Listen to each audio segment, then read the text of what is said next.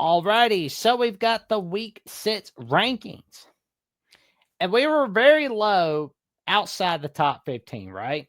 Well, low by our standards. I mean, I consider it low. But you know something? Going down to 21, going down to 20, or better yet, being knocked out of the top 25 as a whole from the Mark Rogers top 25 that actually makes 6 rankings was the best thing to happen to us. Why? Because it helped us kind of get things going. Kind of like put our butts in gear. Because like after that Florida State loss, people were just throwing the baby out with the bathwater, saying it's over for Bama. Well, if it's so over for Bama, why are you storming the field after beating Bama? It's not over yet because you're still storming the field because you beat Bama. That's the way I look at it. And when we defeated Louisiana Monroe, shut them out. I mean, there were people actually saying we were going to lose to Louisiana Monroe. Can you actually believe that? Actually going to lose to them, you know? But then we shut them out. 73-0. And then we smacked Wisconsin. Just basically kind of go easy on them a little bit because they're pitiful, unfortunately. They're not doing so well, as you can very well see. I mean, especially when you're getting your brains beaten by the Maryland Terrapins. That's not good. And everybody was asking, prove yourself, prove yourself, prove yourself. And the Alabama Crimson Tide does against the Georgia Bulldogs once again in a top-notch victory. And at least we're back in the top 10 in the AP polls. And in the coaches poll, we're not quite there. We're not in the Mark Rogers top 25. That actually makes sense, but we'll get there. But let me show you the top 25 as a whole on who's above and who's below us. As Steve says, Double J is a college football historian. Well, I appreciate that very much, good buddy. And a salute right back to you too, Steve. And here is the top 25 rankings from AP and the coaches poll for week 6. So we got Texas and Indiana above Alabama. I mean, I can deal with Indiana and Texas being above, but Penn State, really? They're not a team that can win the big game. When are people going to learn Penn State cannot win the big game? You might as well get the SpongeBob narrator in here because it's that bad. Penn State, they were hyped up as the team that's going to win it all this year. They're going to win it all. The schedule is easy. It's all easy, right? But they fall apart. They're closer to a drink at the Long Branch with Miss Kitty than they are winning a big game against the Ohio State Buckeyes or the Oregon Ducks. Are they even going to win the big game against Indiana this year? I mean, who'd have thought we'd say that in our lifetimes? The big game between Penn State and Indiana. I mean, nobody thinks of it as a big game, you know. I mean, unless you're thinking about 2020. But this year, I mean, with Wade Kirk-Sidney's gone, do not be surprised if you see Indiana just, oh, Lord. It's not going to end well for the Nittany Lions. But I mean, that is not a team that should be in the top 10. Now let's look at the rest. That bad clock management skill is going to get Tennessee off one of these days.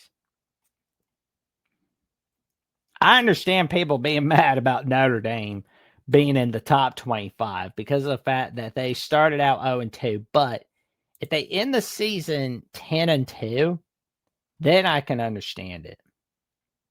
I figured Virginia would be in 24th with that win over Florida State. Because I remember being asked whether we were going to see Virginia in the top 25 or basically still have Florida State higher ranked than them. Well, yeah. Because like if Virginia Tech was a Notre Dame or an Alabama or an Oklahoma or a Texas, or Ohio State, Michigan, they'd be much higher than 24th. You really think that they wouldn't be a 17th or above Florida State? No. But let's look at the rest of Alabama's opponents. So obviously we're not having Ole Miss, which I mean, that sucks. We don't have Texas A&M. Well, that sucks too. Or Texas, but we've got the Oklahoma Sooners. But they're dealing with a lot. They don't have John Mateer. He's out for a lengthy period of time. He's likely out for October, but he'll definitely be back for November 15th when he goes up against the Alabama Crimson Tide in our revenge matchup in Tuscaloosa.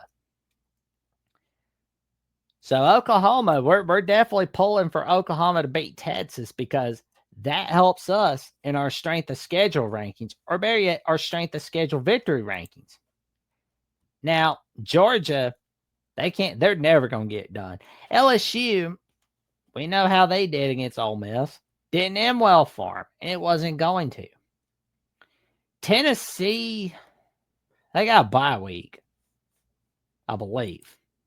Well, it feels like they do. Well, yeah, they do. They're not playing this week. They're going to be playing that Bobby Petrino Arkansas team. I mean, yeah. I really have no use. I really have no use for bad clock management from Tennessee, but not our problem. There we have the Vanderbilt Commodores, who are playing this Saturday on ABC with Sean McDonough on the call. As soon as he gets done with calling playoff games for the Major League Baseball playoffs, and Florida State being down to 18th. Well, I feel like they can upset the Miami Hurricanes. And if you heard me on today's edition of Locked On West Virginia, where I started with Mountaineer Paul, I think Thomas Castellanos and the Florida State Seminoles can get it done over the Miami Hurricanes. It just feels like Miami's going to blow that game. And we got Missouri, who's unbeaten. They're doing very well this season. I mean, they had a great game against Kansas. They did all right against South Carolina. I mean, they beat Massachusetts, but I mean, you're supposed to beat Massachusetts. But they're sitting there waiting it out. They're basically watching Alabama Vanderbilt on ABC on Saturday. So they don't have to sit and do anything. And looking at the coaches poll, they got Oklahoma at 8th. They've got Alabama at 11th. How do you have Georgia above Alabama in the coach? Like, I swear, I do not understand some of these polls sometimes. Oh, man. I forget that lady's name who said that it doesn't matter where you're ranked in the polls because it's not going to matter at the end. Like, when she said that, it's like, what was going through your mind, lady, when you said that? Because it clearly matters. It obviously matters. I mean, come on. You're really going to tell me Georgia should be above Alabama by a bit? By a little bit? Really?